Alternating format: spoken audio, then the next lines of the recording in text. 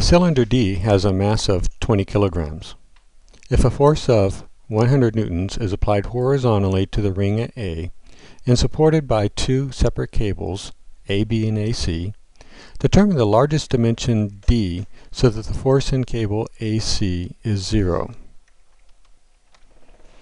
Alright, well let's go ahead and draw a free body diagram here.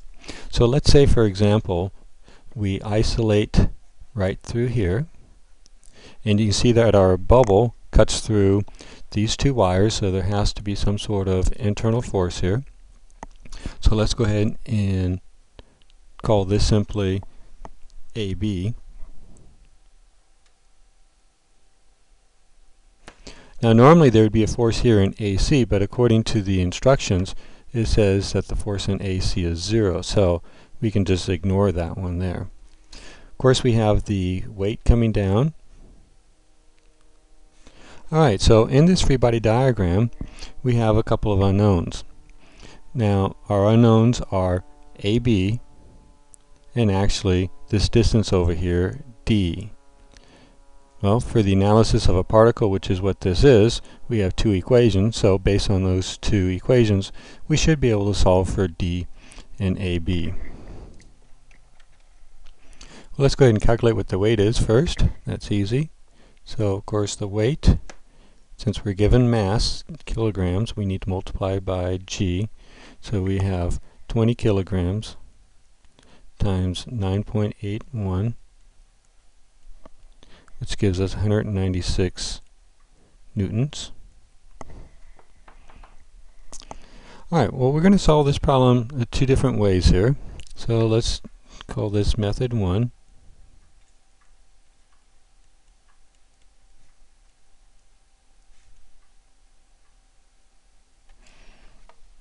Alright, and so the first method, I'm going to use the closed polygon method. So I'm going to take the three forces here, our weight, F, and the force in AB, and add them head to tail. Alright, I'm going to start first with the weight. Again, it doesn't matter which one we start with. So here we have our weight going down. Then it doesn't matter which one we pick next. In this case I picked F. So F is going off to the right. And then finally we have AB, which is going up and to the left.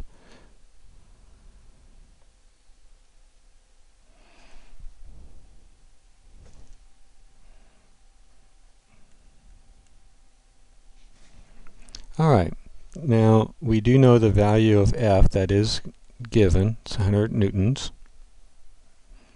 Of course we have a nice right triangle over here. We don't know the angle. Okay, so let's just call the angle here theta. And let's just go ahead and write out our relationship here for theta. So the tangent of theta is equal to the weight over the adjacent leg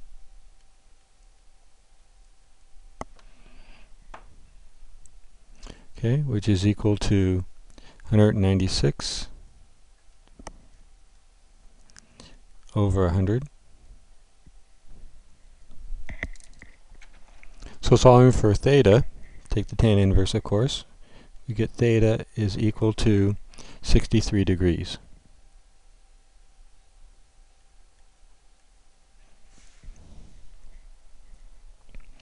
Well, there's another way that we can write theta as well. Looking back up here at our original drawing, here is theta going from here to here.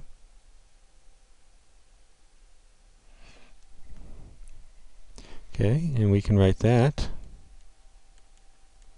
Tangent of theta is equal to the opposite side, which the opposite side in this case is 1.5 plus d. 1.5 plus d.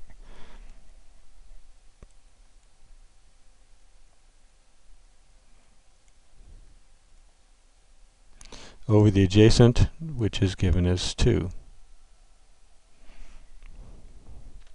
Well, if we plug in the value of 63 degrees here, we can solve for D, and we get D is equal to 2.43 meters.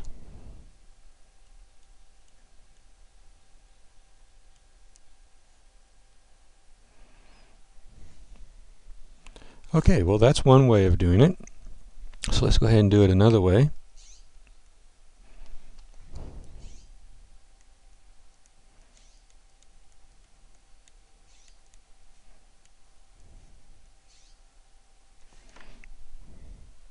Well, the other technique is just doing summation forces x and summation forces in the y. Summation forces x is equal to 0. So we have our force F here going to the right, 100, positive. Okay, then we have this horizontal component right here due to AB. So and that's negative, so we have minus AB cosine of theta. So solving for AB here, we get AB is equal to 100 over cosine theta.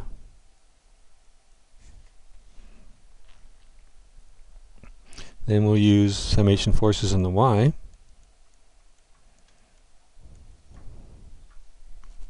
So we have our weight going down, which is minus 196.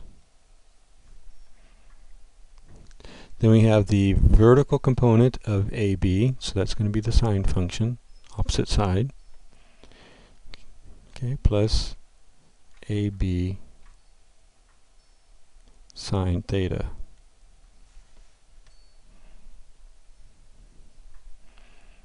Alright, well, if we go ahead and take this value here, which is AB, plug it right into there. So you can see we're going to end up with a sine over a cosine, which of course is tangent. So we end up with tangent of that angle is equal to 196 over 100, and tan inverse, we get theta is equal to 63 degrees. So of course we get the same answer either way.